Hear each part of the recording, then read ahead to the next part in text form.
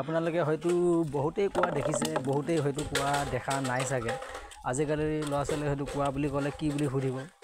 গতিকে আজি আপোনালোকক এটা দেখাম, এটা প্ৰকাণ্ড ডাঙৰ কোৱা, য'ত এইটো আছে। ক'ত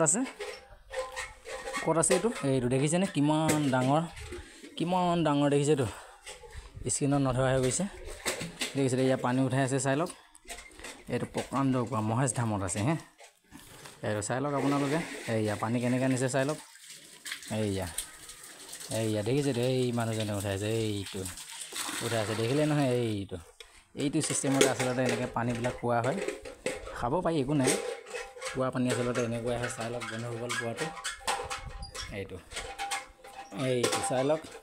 দেখিছে কিমান দৰৱ ঢুকি নোপোৱা হৈ গৈছে। এইটো চাই লওক।